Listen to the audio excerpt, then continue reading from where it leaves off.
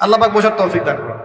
1 নম্বর শর্ত আল্লাহর সন্তুষ্টির জন্য হতে হবে। 2 নম্বর রাসূলের পদ্ধতিতে হতে হবে। 3 নম্বর খুব ডিফিকাল্ট, 3 নম্বরটা বেশি ডিফিকাল্ট। প্রথম 2টা পার হয়ে গেলেও 3 নম্বরে গিয়ে আমরা আটকে যাচ্ছি আর কি। বলবো? রাগটা করবেন না তো? 3 নম্বর হচ্ছে রিজিক হালাল হতে হবে। রিজিক হালাল হতে হবে। পশ্চিমের আদলে গড়া এই পুরো বিশ্বের বেশিরভাগ মানুষের রিজিক এখন হারাম। কেন হারাম? কারণ কোনো না কোনোভাবে আমরা সুদের সাথে সম্পৃক্ত হয়ে যাচ্ছি, কোনো না কোনোভাবে।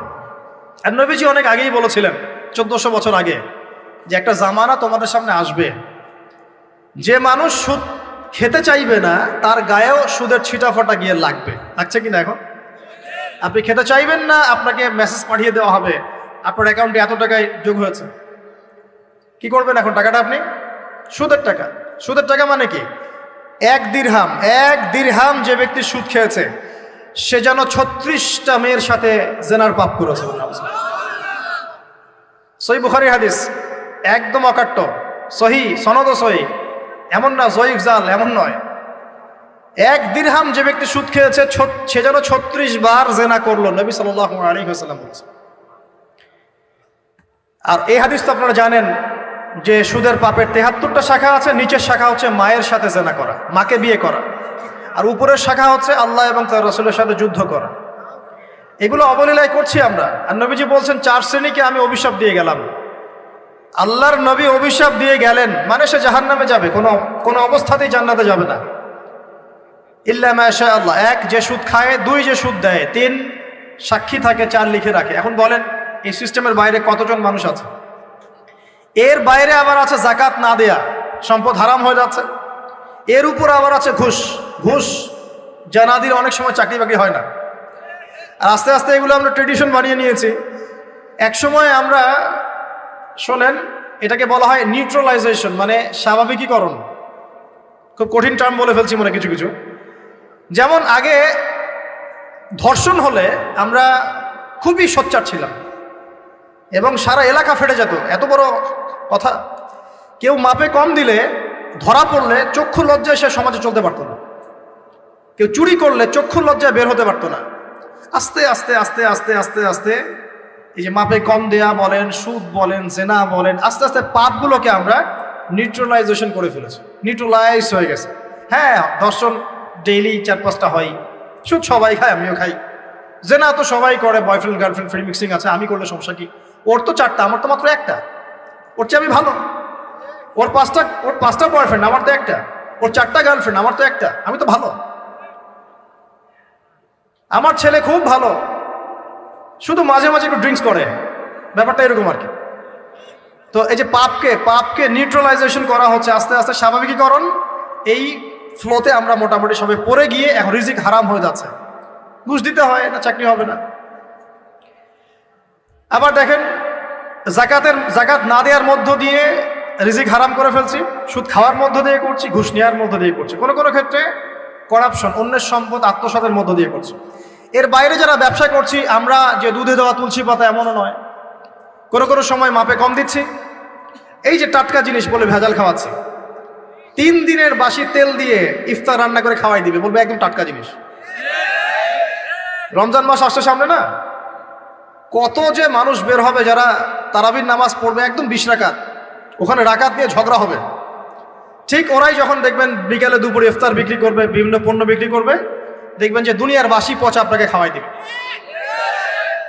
এই শ্রেণীর মানুষের ধারণা যে লা ইলাহা ইল্লাল্লাহ শুধু মসজিদে আছে, বাজারে নাই। এটা ধারণা, লা ইলাহা ইল্লাল্লাহ মুহাম্মাদুর রাসূলুল্লাহ, এটা মসজিদে আছে, বাজারে, সমাজে, অন্য জায়গায় নাই। এটা তাদের ধারণা। তাদের এই ধারণা অচিরেই ভাঙবে যখন মৃত্যুর দূত চলে আসবে। তখন বুঝবে লা ইলাহা ইল্লাল্লাহ একটা সার্বজনীন কালিমা, যেটা জীবনের সব ক্ষেত্রেই চলতে হবে। আল্লাহ পাক আমাদেরকে বোঝার তৌফিক দান। তো ব্যবসা করছি আলহামদুলিল্লাহ, অ্যাটলিস্ট সুদ খাচ্ছি না। তবে এতটুকু মনে রাখবেন, ব্যবসায়ীদের অসততার কারণে, আমানতের খেয়ানতের কারণে একটা আযাব আসে। হাদিসের মধ্যে আসছে একটা আযাব আসে। নবীজি বলেছেন, যখন একটা জাতির ব্যবসায়ীরা মাপে কম দেওয়া শুরু করে, মিথ্যা কসম করে পণ্য বিক্রি করা শুরু করে এবং আমানতের খেয়ানত করে, তখন ওই জাতির উপর দুর্ভিক্ষ চাপিয়ে দেওয়া হয়। কি চাপিয়ে দেওয়া হয়? দুর্ভিক্ষ চাপিয়ে দেওয়া হয়। মনে করছেন যে হয়তো দুর্ভিক্ষ নাই, পুরো ওয়ার্ল্ড ওয়াইড একটা নীরব দুর্ভিক্ষ চলছে এখন আস্তে আস্তে। সকালে একটু আগে বলেছিলাম না, গরিব মানুষ আলু ভর্তা, ডাল আর ডিম ভাজা দিয়ে ভাত খেত আগে।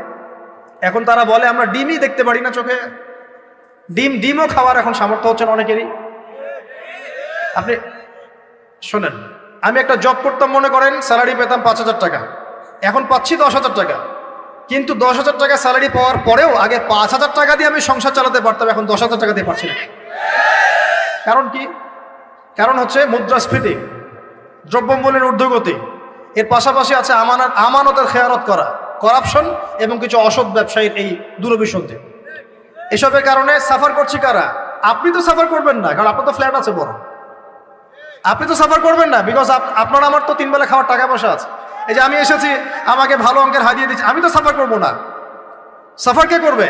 সাফার করবে রিক্সাওয়ালা ভাই, ভ্যানওয়ালা ভাই, এই যে রাস্তাঘাটে যারা আশপাশে বাসা করে আছে, যারা দারিদ্র্য সীমার নিচে আছে। এদের সংখ্যা কত আপনার মনে হয়? মিনিমাম 3 থেকে 4 কোটি মানুষ আমাদের দেশের মধ্যে। মনে হচ্ছে পপুলেশনটা কম?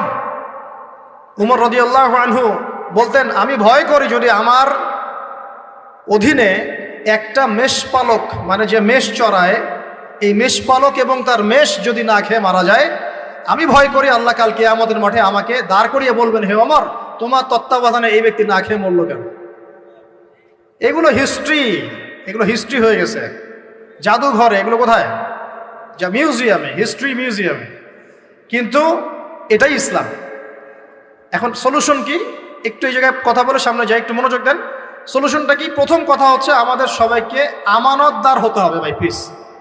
যে যার জায়গা থেকে আমানতের পরিচয় দিয়ে আল্লাহ পাক তৌফিক দান করুন। 2 নাম্বার, অল্পে তুষ্ট থাকার চেষ্টা করতে হবে। অল্পে তুষ্ট থাকার চেষ্টা করি, আল্লাহ তৌফিক দান করুন। 3 নাম্বার, কোনো প্রকার সম্পদ অপচয় করা যাবে না। কোনো প্রকার সম্পদ না, ব্যক্তিগত না সোশ্যাল না আমরা জনগণ, রাষ্ট্রীয় সম্পদ, কোনোভাবেই সম্পদ অপচয় করা যাবে না। আমরা প্রচুর অপচয় করি, প্রচুর। আমরা জনগণরাই করি। আমরা কি দুধে দেওয়া তুলসী পাতা মনে করছেন নাকি? জনগণ দুধে দেওয়া তুলসী পাতা মনে করছে? কে বলেছে মাপে কম দিতে? ওকে সরকার ফোর্স করেছে? ও দিল কেন? কে পাপে? এখানে কার দোষ বলেন? আমরা অলওয়েজ আঙ্গুল উপরের দিকে, সবার আগে আঙ্গুল হবে এই দিকে, নিজের দিকে। আমরা অলওয়েজ মানুষের ফেস দেখার চেষ্টা করি। আগে ফেস দেখবো, আয়নায় নিজের ফেস, তারপরে মানুষের ফেস। আমরা মাপে কম দিই। আমরাই তো সুদ খাচ্ছি, আমরাই ঘুষ নিচ্ছি, আমরা দুর্নীতি করছি, আমরা মানুষের সম্পদ অন্যায়ভাবে হস্তক্ষেপ করছি, আমরা রাষ্ট্রের সম্পদ অপচয় করছি। আমরা সিগন্যাল দিয়েছে, আপনি মানলেন না। তো সিগন্যাল দিয়েছে, মানলেন না। এখানে তো আপনি খেয়ানত করলেন। টোল দিয়েছে, টোল, আপনি ফুস করে গাড়িটা টান দিয়ে চলে গেলেন, আপনি তো খেয়ানত করলেন। এখানে এই ট্যাক্স তো রাষ্ট্রের পাওনা ছিল। দীর্ঘদিন বিল পড়ে আছে, আপনি দিচ্ছেন না বিল, ট্যাক্সের টাকা দিচ্ছেন না, বিল দিচ্ছেন, আপনি তো খেয়ানত করছেন। এই হিউজ অ্যামাউন্ট অফ যদি করাপ্টেড মানিগুলোকে এক জায়গায় করা যায় না, বাংলাদেশ হবে নিউ ইয়র্ক, একদম এক থেকে নিউ ইয়র্ক। বস্তুবাদিতার কথা বলছি, বস্তুবাদিতার দিক থেকে, কনস্ট্রাকশন এইসবের দিক থেকে আর কি, life first lane of life, এই দিক থেকে যে জিডিপি এরকম থাকবে যদি সব করাপশনের টাকাগুলোকে আপনি জড়ো করতে পারতেন। কিভাবে সম্ভব? কে নিবে এই উদ্যোগ? আল্লাহ পাক এমন ব্যক্তিত্ব উপর থেকে নিয়ে আসুন বলি আমি। দোয়া করতে কোনো দোষ আছে? XYZ হুএভার হি ইজ, এটা বড় কথা না। বড় কথা হচ্ছে কার হাতে ইনসাফ প্রতিষ্ঠা হয়। আল্লাহ পাক তৌফিক দান। আল্লাহ পাক আমাদের সবাইকে তৌফিক দান, সবাইকে সবার জায়গা থেকে সৎ হওয়ার তৌফিক দান। আল্লাহ পাক সবার আগে আমাকে সৎ হওয়ার তৌফিক দান করুন এবং আপনাদের সবাইকে সৎ হওয়ার তৌফিক দান করুন। আগে ভালো মানুষ হই, আগে ভালো মানুষ হই।